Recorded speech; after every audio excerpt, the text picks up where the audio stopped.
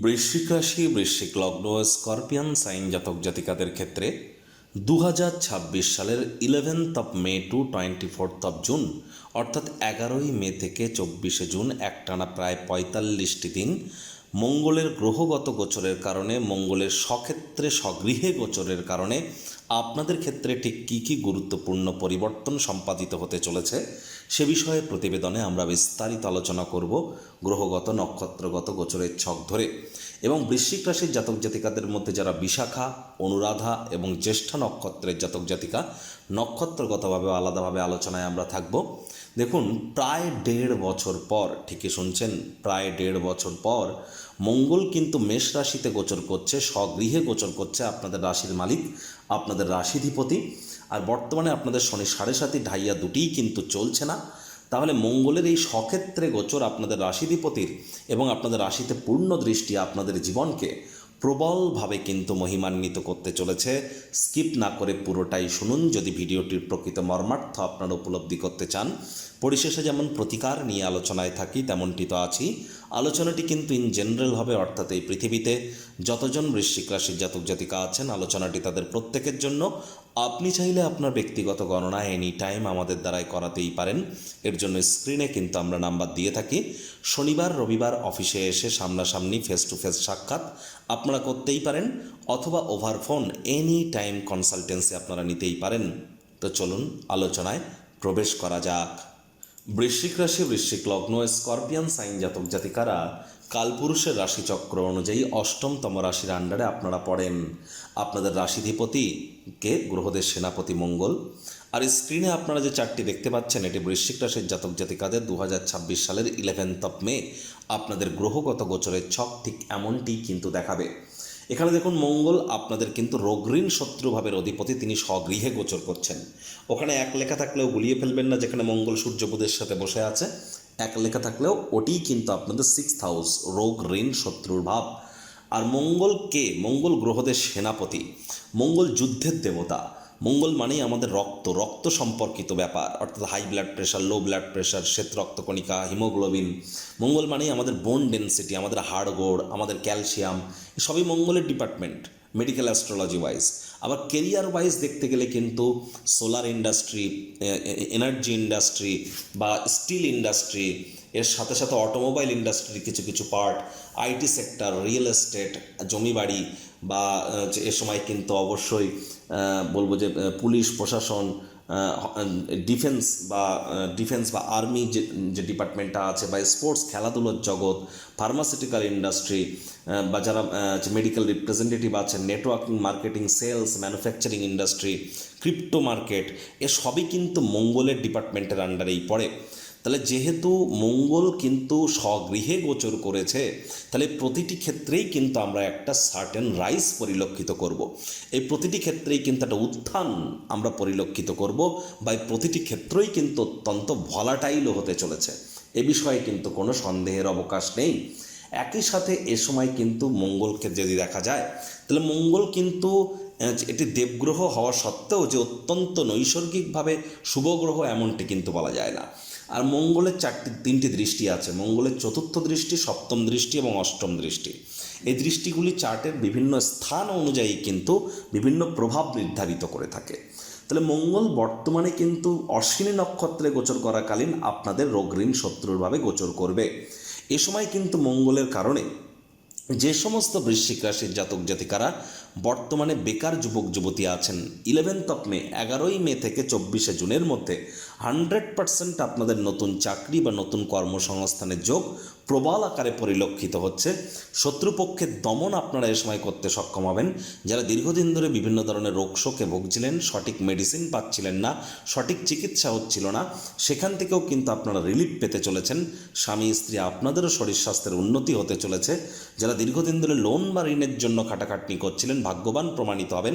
যারা দীর্ঘদিন ধরে ঋণে জর্জরিত ছিলেন তারাও কিন্তু এ সময় যথেষ্ট পরিমাণে রিকভার করার সুযোগ আপনারা প্রাপ্তি করতে চলেছেন। আর ঋণ মুক্তির জন্য এনি টাইম তো আমাদের সাথে যোগাযোগ আপনারা করতেই পারেন। এছাড়াও কিন্তু আপনারা মামা মাতামহ মাতৃকুলের তরফ থেকে আর্থিক, মানসিক বা সামাজিকভাবে উপকৃত হতে পারেন, যদি তাদের সাথে আপনাদের সম্পর্ক এখনও ভালো থেকে থাকে। তো এবার দেখুন, মঙ্গলের চতুর্থ দৃষ্টি থাকবে আপনাদের ভাগ্যস্থানে, আর ভাগ্যস্থানে মঙ্গলের চতুর্থ দৃষ্টি যে আপনাদেরকে অত্যন্ত শুভ পরিণামদায়ক ফলাফল প্রদান করবে এমনকি ভাবাটা কিন্তু ঠিক হবে না।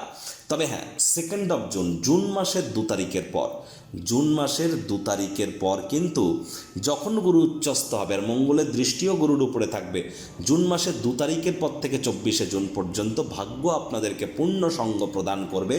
জুন মাসের 2 তারিখের পর ভাগ্যের পূর্ণ সমর্থন আপনারা পাবেন। পিতার শরীর স্বাস্থ্যের উন্নতি, পিতার কর্মের উন্নতি, পিতার দ্বারা আপনারা বা পিতৃতুল্য ব্যক্তিবর্গের দ্বারা উপকৃত হওয়ার যোগ, হায়ার স্টাডিজে সকল বাধা বিপত্তি আপনাদের কেটে যাবে। আপনারা দূরবর্তী স্থানে যাত্রা ভ্রমণের সুযোগও কিন্তু প্রাপ্তি করবেন এবং যে কর্ম করতে যা সময় লাগতো তা অর্ধেক সময়ের মধ্যেই সমাপ্ত হবে। বন্ধুবান্ধব, নাতি নাতনিদের কাছ থেকে প্রাণ প্রাচুর্য, খুশির উৎস প্রাপ্তিও আপনারা করবেন। আর তবে 11 মে থেকে 2 জুন পর্যন্ত কিন্তু পিতার সাথে অহেতুক তর্ক বিতর্ক করা থেকে আপনাদেরকে একটু বিরতই থাকার পরামর্শ আমরা প্রদান করছি। মঙ্গলের 7ম দৃষ্টি, পূর্ণ দৃষ্টি কোথায় থাকবে? মঙ্গলের পূর্ণ দৃষ্টি থাকবে আপনাদের ক্ষেত্রে আপনাদের 12th হাউসে। দেখুন, এখানে কিন্তু 11 মে থেকে 29শে মে, আবার 16ই জুন থেকে 24শে জুন, তাহলে 29শে মে থেকে 16ই জুন আপনারা অনেকটা সেফটি মোডে থাকবেন। কিন্তু 29শে জুনের আগে বা 16ই জুনের পরে আপনাদের কিন্তু খরচ বেড়ে যেতে পারে। হঠাৎ করে অবাঞ্ছিত খরচ, যে লাগাম ছাড়া খরচ, যা আপনাদের কন্ট্রোলের বাইরে কিন্তু চলে যেতে পারে। বাজেটকে নিয়ন্ত্রণে রাখুন। এ সময় অনেকের ক্ষেত্রে ঘুমের সমস্যা দেখা দিতে পারে। যারা বিদেশে আছেন বর্তমানে তাদের ক্ষেত্রে কিছু প্রবলেম কিন্তু অ্যারাইজ করতে পারে। আমি বলছি 29শে মের আগে অথবা 16ই জুনের পর প্রয়োজনে জ্যোতিষতাত্ত্বিক পরামর্শ নেবেন যদি এমনটি আপনাদের ক্ষেত্রে হয়। আবার আপনাদের মধ্যে অনেকের ক্ষেত্রেই কিন্তু আমরা পরিলক্ষিত করব আকর্ষণ বৃদ্ধির যোগ। বিশেষ করে 29শে মে থেকে 16ই জুন আপনাদের আকর্ষণ বাড়বে, সকলের নাম যশ খ্যাতি প্রভাব প্রতিপত্তি বৃদ্ধির যোগ, পরাক্রম বৃদ্ধির যোগ। আবার অনেকের ক্ষেত্রে নজর দোষও কিন্তু এ সময় বৃদ্ধি পেতে পারে। মঙ্গলের 8ম দৃষ্টি আপনাদের রাশিতে থাকবে, রাশিধিপতি রাশিকে কিন্তু দৃষ্টি দিয়ে দেখবে, যার ফলস্বরূপ কিন্তু অবশ্যই আপনাদের ক্ষেত্রে 11 মে থেকে 29শে মে এবং 16ই জুন থেকে 24শে জুন এই যে সময়টিতে আপনাদের নাম যশ খ্যাতি প্রভাব প্রতিপত্তি এগুলি বৃদ্ধির যোগ, মানসিক প্রফুল্লতা বৃদ্ধির যোগ এবং এর সাথে সাথে আপনাদের ক্ষেত্রে আপনারা যে জায়গাতেই হাত রাখবেন সেখানেই কিন্তু সফলতা প্রাপ্তির যোগও আমরা পরিলক্ষিত করব। এ বিষয়ে কিন্তু কোনো সন্দেহের অবকাশ আমরা পরিলক্ষিত করছি না। কর্মক্ষেত্রে গুরুত্বপূর্ণ কোনো পরিবর্তন কিন্তু সম্পাদিত হতেই পারে। আপনাদের মধ্যে যারা বিশাখা নক্ষত্রের জাতক জাতিকা তাদের ক্ষেত্রে জুন মাসের 2 তারিখের পর আপনাদের ভাগ্য আপনাদেরকে পূর্ণ সঙ্গ কিন্তু প্রদান করতে চলেছে। আপনারা যারা ট্রেডিং করেন তাদের জন্যও সময়ের সুযোগ দুর্দান্ত। একই সাথে যারা প্রেমজ বিবাহের স্বপ্ন দেখছিলেন তাদের স্বপ্নও কিন্তু জুন মাসের 2 তারিখের পর সাকার হতে চলেছে। যে সমস্ত বিশাখা নক্ষত্রের জাতক জাতিকা আছেন তাদের ক্ষেত্রে বলছি আপনাদের নাম যশ খ্যাতি প্রভাব প্রতিপত্তি পরাক্রম সবই বাড়তে চলেছে। অনুরাধা নক্ষত্রের জাতক জাতিকা যারা আছেন তাদের ক্ষেত্রে কিন্তু বলবো যে দেখুন, এ সময় কিন্তু আপনাদের ক্ষেত্রে যে খুব খারাপ সময় তা কিন্তু নয়, তবে দাম্পত্য জীবনে অহেতুক কলহের মাত্রা যেন আপনারা বৃদ্ধি করবেন না, এদিকে একটু নজর রাখুন। আর জুন মাসের 2 তারিখের পর কিন্তু পারিবারিক পরিস্থিতি আপনার হাতের নাগালের বাইরে যেতে পারে। এছাড়া নামযশ খ্যাতি প্রভাব প্রতিপত্তি বেকারদের চাকরির যোগ আপনাদেরও থাকছে।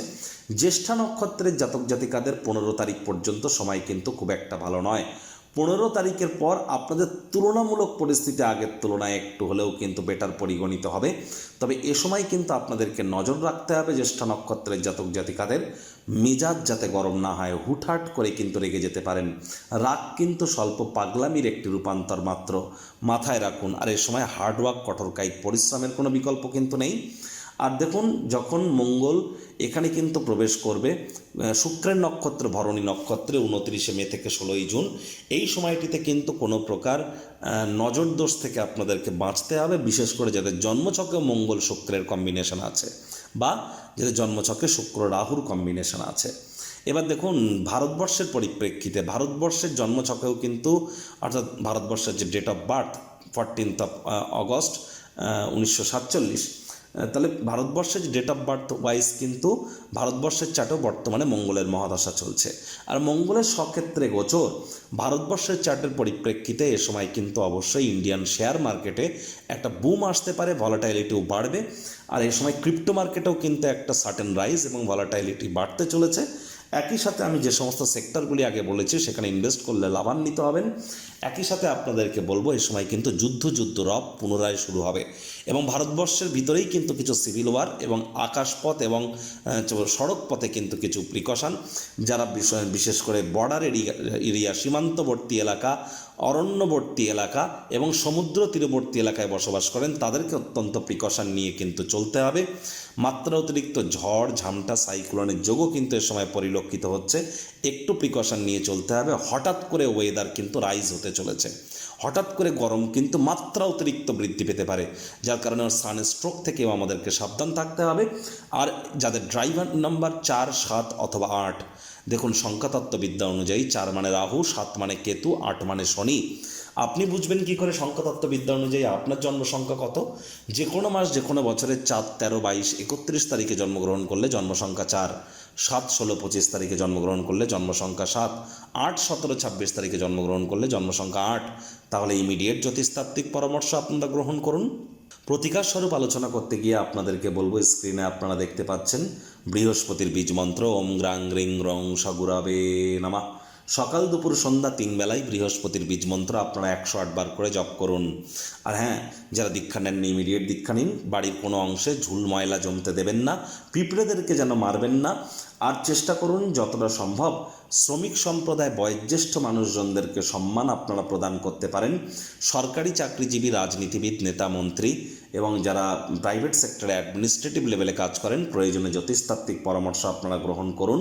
বাড়ির উত্তর পূর্ব কোণে তামার, পিতলের, মাটির কাচের পাত্রে আপনারা জল রাখুন। মাটি, মেঝে, ফ্লোরে যেন থুতু ফেলবেন না। পুলিশ, ডিফেন্সের চাকরি যারা করে বা স্পোর্টসম্যান যারা, তাদের নামে কোনো নেগেটিভ কথা যেন এ সময় বলবেন না। খালি পায়ে অন্তত আপনারা 8-9 মিনিট মাটিতে একটু হাঁটুন। আমি বললাম ফ্লোর, মেঝেতে কোনো বা মাটিতে থুতু যেন ফেলবেন না এ সময়। আর এ সময় মহিলারা স্বামীদেরকে অবশ্যই সম্মান করুন। মহিলারা স্বামীদের বিরুদ্ধে কোনো কথা বললেই কিন্তু আপনাদের ক্ষতি হতে পারে। এই 45টি দিন একটু প্রিকশন অবলম্বন করে চলুন। আপনারা চাইলে আপনাদের ব্যক্তিগত জন্মছক এবং গ্রহগত গোচরের ছক অর্থাৎ বৈদিক জ্যোতিষ, লাল কিতাব, কৃষ্ণমূর্তি পদ্ধতি, সংখ্যাতত্ত্ববিদ্যা, ভৃগুনন্দী, এর সাথে বাস্তুশাস্ত্র সব কিছুকে একসাথে কম্বাইন করিয়ে কমন ফ্যাক্টর খুঁজে আপনার জীবনের সমস্যার সমাধান করবার জন্য এনি টাইম আমাদের সাথে যোগাযোগ আপনারা করতেই পারেন। এখানে সম্পূর্ণ বিনামূল্যে কিন্তু প্রতিকার প্রদান করা হয়ে থাকে, অর্থাৎ প্রতিকারের জন্য এই 50,000, 1 লাখ টাকা দামের কোনো তাবিজ, কবচ, মাদুলি, জেমস্টোন, পাথর, শিকড় বাকড়ের প্রয়োজন নেই। সম্পূর্ণ বিজ্ঞানসম্মত উপায়ে law of attraction, manifestation, sound vibration, colour therapy এবং প্ল্যানেটদের frequency matching, angel healing reiki এবং এর সাথে সাথে কিন্তু আমরা আপনাদের কিছু সুইচ ওয়ার্ড, লুপ্তগুপ্ত বিদ্যার মাধ্যমে জীবনকে মহিমান্বিত করার প্রচেষ্টারত থাকি।